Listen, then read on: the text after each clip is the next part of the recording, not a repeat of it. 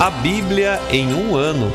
Uma experiência de encontro com Jesus Cristo, a Palavra de Deus.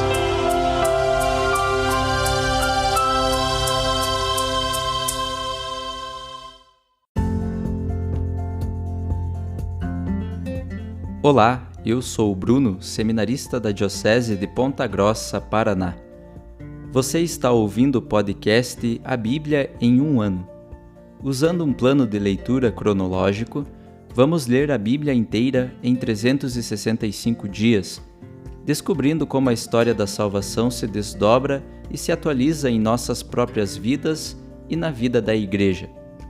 Estamos usando a Bíblia Católica com a tradução oficial da Conferência Nacional dos Bispos do Brasil.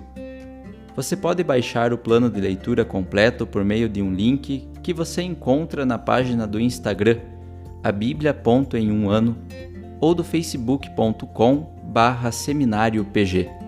Inscreva-se nesse podcast por meio da plataforma que preferir para receber as notificações diárias dos novos episódios.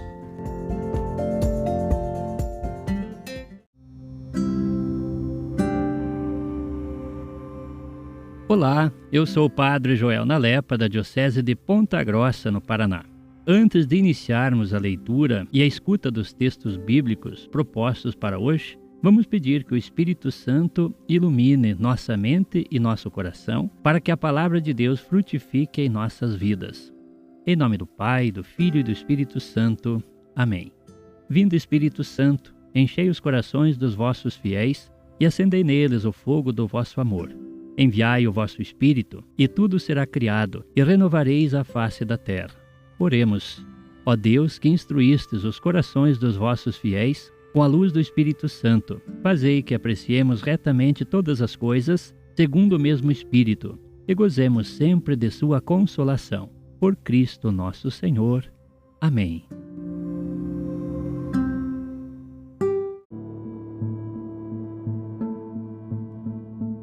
Dia 306 do nosso podcast, e leremos 2 Macabeus capítulo 9 e Provérbios capítulo 25 dos versículos 1 a 3. 2 Macabeus capítulo 9. Por esse tempo, Antíoco teve de voltar humilhado das regiões da Pérsia. Ele havia entrado na cidade chamada Persépolis, onde tentou saquear o templo e dominar os cidadãos. A multidão reagiu, pegando em armas, e os homens de Antíoco puseram-se a fugir. O próprio Antíoco, pressionado pelos naturais do lugar, foi obrigado a bater em vergonhosa retirada. Estando perto de Ecbatana, chegou-lhe a notícia do que tinha acontecido com Nicanor e Timóteo. Fora de si de raiva, pensou em fazer cair sobre os judeus a injúria dos que o tinham posto em fuga. Por isso, ordenou ao cocheiro que tocasse o carro sem parar, enquanto já o acompanhava o julgamento do céu. De fato, assim ele falara na sua arrogância: vou fazer de Jerusalém um cemitério de judeus assim que eu chegar lá. Mas aquele que tudo vê, o Senhor Deus de Israel, feriu-o com uma chaga incurável e invisível. Mal Antíoco terminara a sua imprecação, acometeu-o uma dor insuportável nas entranhas e tormentos atrozes no ventre.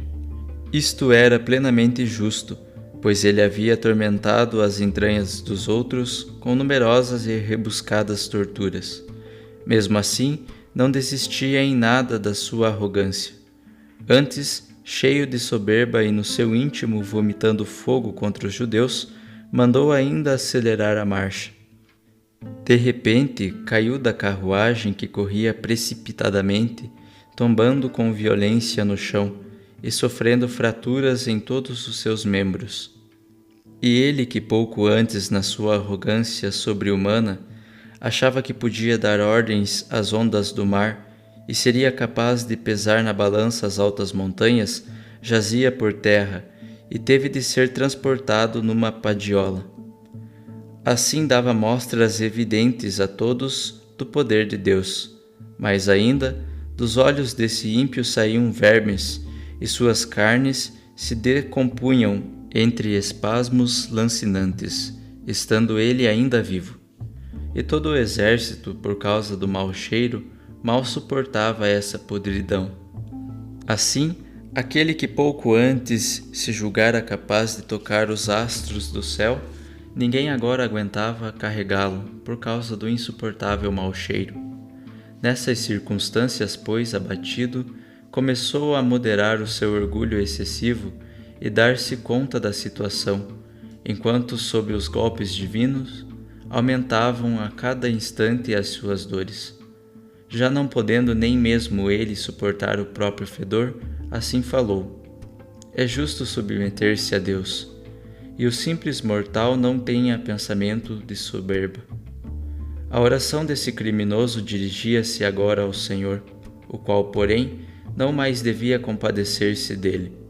Agora, enfim, assegurava que haveria de proclamar livre a cidade santa, para a qual vinha dirigindo-se apressadamente, a fim de arrasá-la e fazer dela um cemitério, e que haveria de igualar aos atenienses todos os judeus, aos quais antes ele julgara indignos até de sepultura, e merecedores, ao contrário, de serem expostos às aves de rapina e atirados como seus filhos aos animais carnívoros.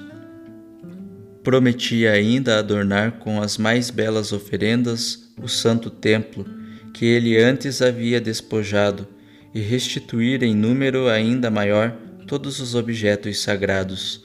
Além disso, garantia prover com as próprias rendas as despesas necessárias para os sacrifícios. Acima de tudo, comprometia-se até em passar para o judaísmo e, percorrendo por todos os lugares habitados do mundo, proclamar o poder de Deus. Apesar disso, as dores de Antíoco absolutamente não passavam, pois o alcançara o justo juízo de Deus. Perdendo então toda a esperança de cura, escreveu aos judeus a carta seguinte em tom de súplica: aos excelentes cidadãos judeus, o rei e general Antíoco lhes manda muitas saudações e votos de saúde e bem-estar.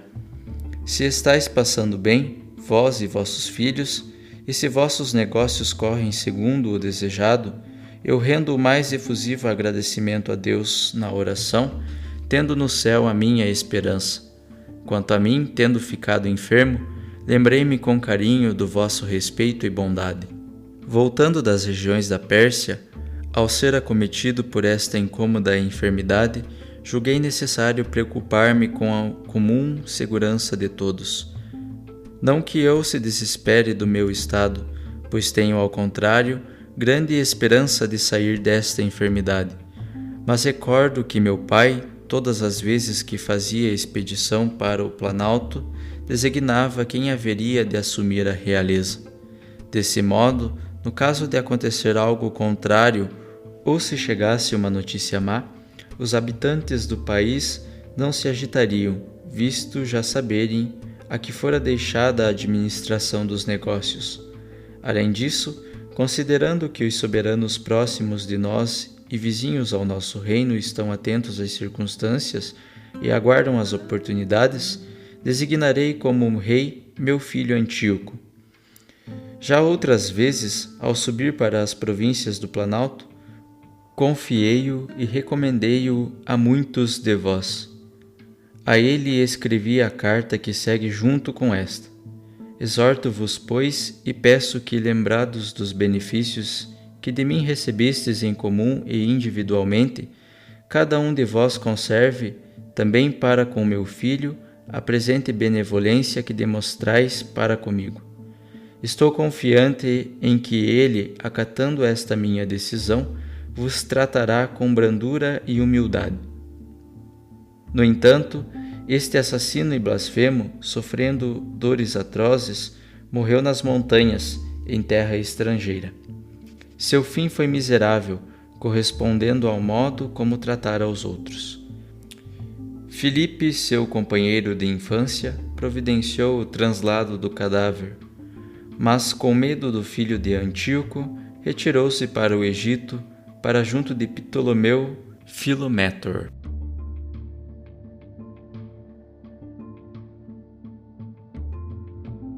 Provérbios 25, dos versículos 1 a 3. Também estes são provérbios de Salomão, recolhidos pelos escribas de Ezequias, rei de Judá. Glória de Deus é manter em segredo, e glória dos reis investigar as coisas. O céu por causa da altura e a terra na sua profundidade, assim o coração dos reis é inescrutável.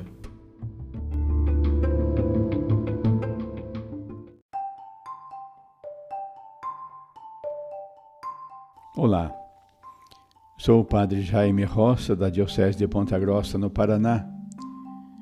Hoje, no projeto da leitura da Bíblia em um ano, nós acompanhamos a leitura do capítulo 9 do segundo livro dos Macabeus e mais alguns versículos do capítulo 25 do livro dos Provérbios. No capítulo lido, ouvimos o relato da versão piedosa do fim da vida de Antíoco Epífanes. Ele, que se considerava todo-poderoso e capaz de dominar tudo, sente na própria pele o poder de Deus e implora a misericórdia.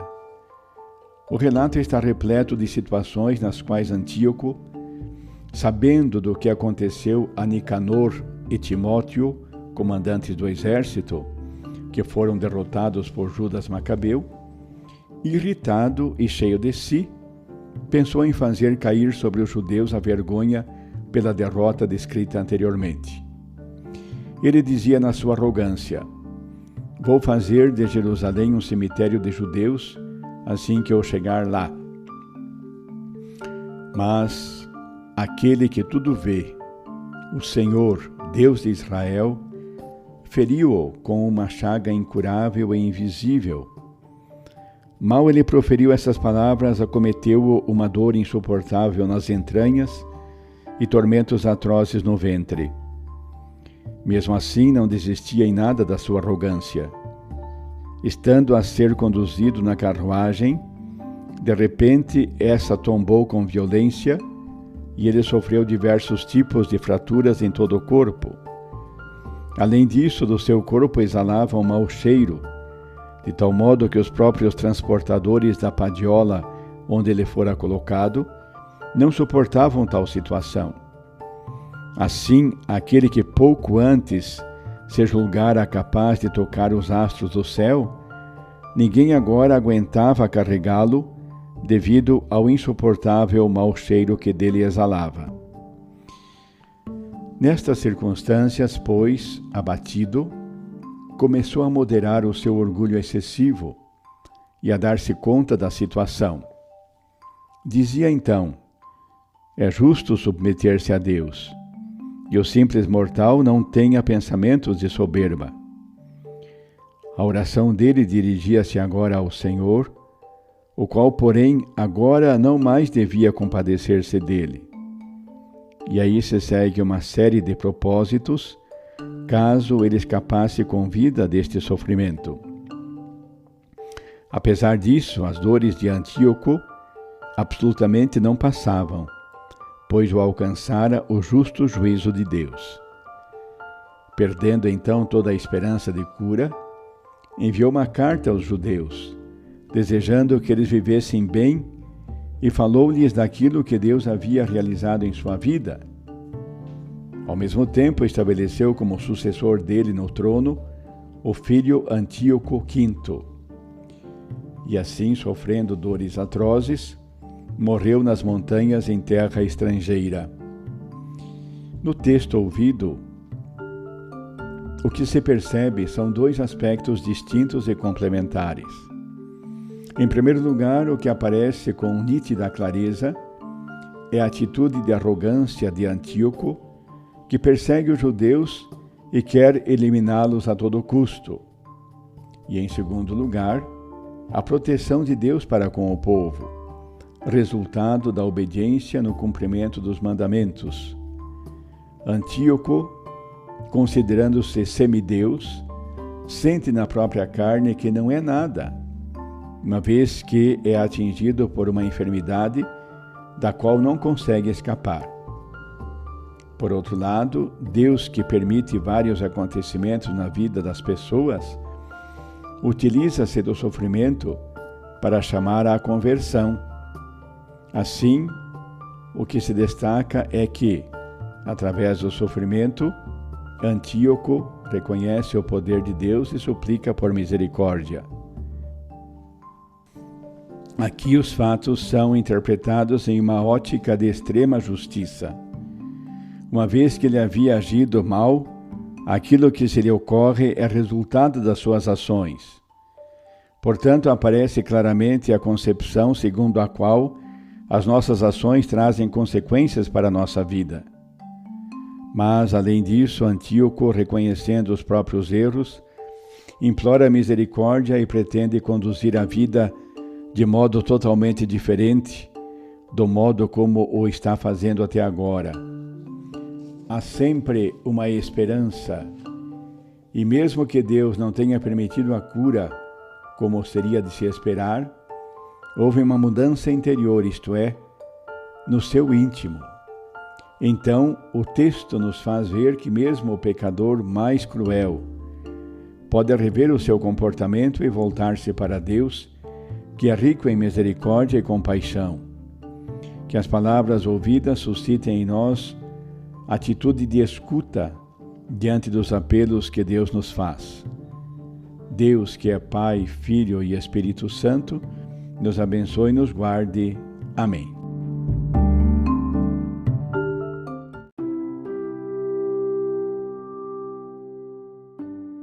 Querido irmão, querida irmã, após a leitura e a meditação da Palavra de Deus contida na Sagrada Escritura, peçamos que o Espírito Santo inspire as nossas ações a partir do mistério de Jesus Cristo, o Verbo encarnado.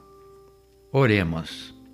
Ó Deus, concedei ao vosso povo alimentar-se cada vez mais da vossa palavra e nela encontrar a fonte da vida. Por nosso Senhor Jesus Cristo, vosso Filho, na unidade do Espírito Santo. Amém. Quem vos fala é Dom Sérgio, bispo da Diocese de Ponta Grossa, no Paraná. Que desça sobre vós a bênção de Deus Todo-Poderoso, Pai e Filho e Espírito Santo. Amém.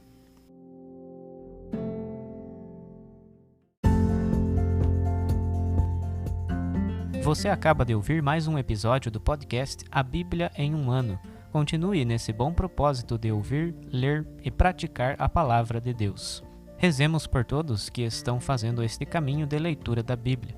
Procure também participar da sua comunidade. A permissão para uso do plano de leitura The Bible in a Year com o Padre Mike Schmitz e Jeff Kevins foi concedida por Ascension. A versão original pode ser baixada em ascensionpress.com. Todos os direitos desse plano estão reservados à Ascension. Os demais conteúdos do podcast não são criados, revisados ou apoiados por Ascension. Até amanhã!